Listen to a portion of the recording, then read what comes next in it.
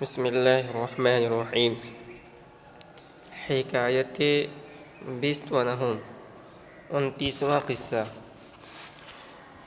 درویش مجرد بگوشہ صحرائے نشستہ بود۔ کہہ رہے ہیں کہ ایک درویش کے معنی فقیر اور مجرد کے معنی تنہا۔ تو درویش مجرد ایک تنہا درویش، اکیلا درویش، یا اس کا ترجمہ ہم بعد میں کر لیں گے۔ درویش مجرد بگوشہ صحرائے نشستہ بود۔ ایک درویش ایک جنگل کے گوشے میں تنہا بیٹھا ہوا تھا۔ بادشاہ بروئے بگذشت، ایک بادشاہ اس پر سے گزرا۔ درویش از آنجا کے فراغ ملک قناعت است۔ فقیر نے اس وجہ سے کہ اس کو سلطنت قناعت کی فراغت حاصل ہے، بدو التفات نہ کرد، اس پر کوئی توجہ نہیں کی۔ سلطان از آنجا کی سطوت سلطنت است، اور بادشاہ اس وجہ سے کہ اس کو سلطنت کا دبدبہ حاصل ہے۔ سطوت کے معنی دبدبہ کیا آتے ہیں؟ اس کو سلطنت کا دبدبہ حاصل ہے۔ برنجید، غصہ ہو گیا۔ وگفت، اور اس نے کہا کہ این طائفہ خرقہ پوشاں، کہ یہ گدڑی پہننے والوں کی یہ جماعت، امثال بہائم ان، چوپایوں کی طرح ہے۔ اہلیت و آدمیت ندارند، جو آدمیت و صلاحیت نہیں رکھتے ہیں۔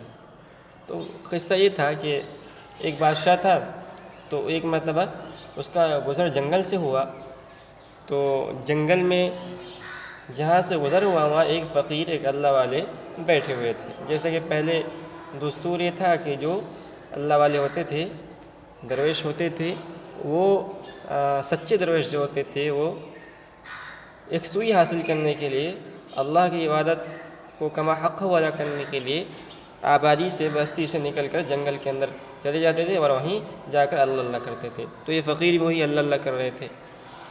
اب جب بادشاہ کا وہاں سے گزر ہوا، تو جیسا کہ بادشاہ چاہتے ہیں، بادشاہ کو خواہش ہوتی ہے کہ ہمارا جہاں سے گزر ہو سب ہم آداب شاہی بجا لائیں، ہمارا احترام کریں۔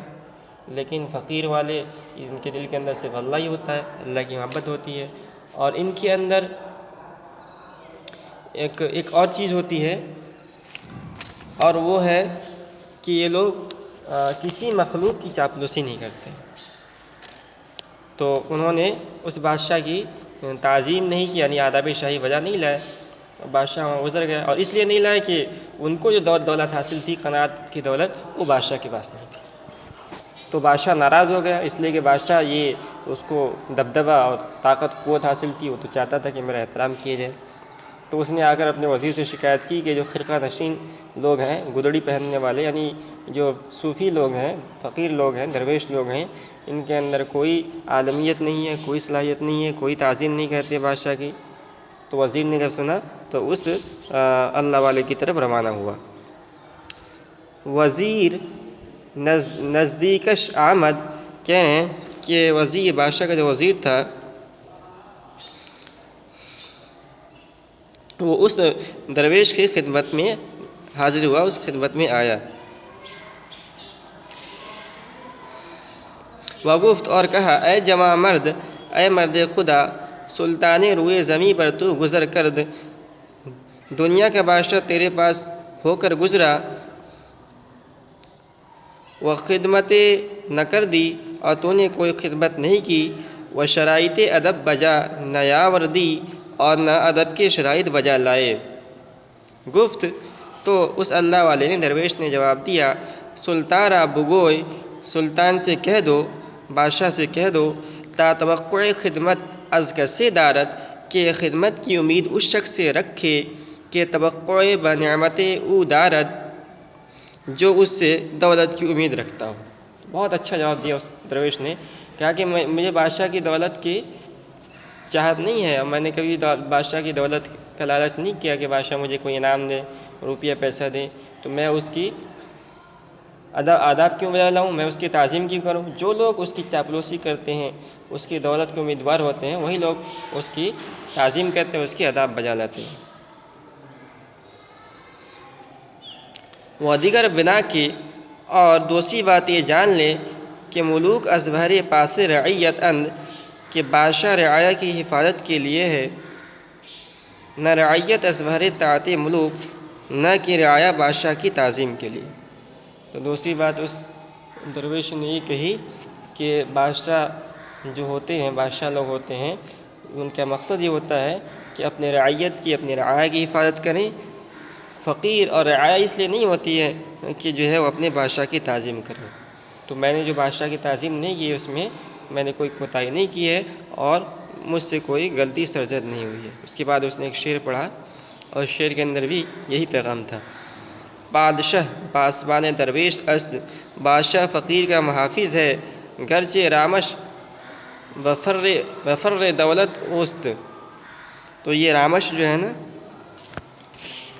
یہ کیا کہتے ہیں، رام کے معنی موتی کے آتے ہیں اور فرما بردار کے آتے ہیں، اور اش یہ ضمیر منفصل ہے، متصل ہے، شین ضمیر متصل ہے، تو دونوں سے رام اور شین سے مرکب ہے، اور ضمیر جو ہے بادشاہ کی طرف راجع ہے۔ تو اس نے کہا کہ گرچہ رامش بفر دولت او است، اگرچہ وہ اس کی، یعنی بادشاہ، وہ اس کی دولت اور شان و شوکت کی وجہ سے، اگرچہ وہ بفر دولت او است، اس کی شان و شوکت کی وجہ سے، فر کے معنی شان شوکت کہتے ہیں، گرچہ رامش بفر دولت او است، اگرچہ وہ اس کی دولت اور شان و شوکت کی وجہ سے اس کا فرما بردار ہے۔ اس کے بعد دوسرا مصرع ہے، اور اسی مصرع کے اندر اس نے بادشاہ کو پیغام دیا کہ گوسپن از برائے چوپایاں نیست، کہ بکری چرواہے کے واسطے نہیں ہے۔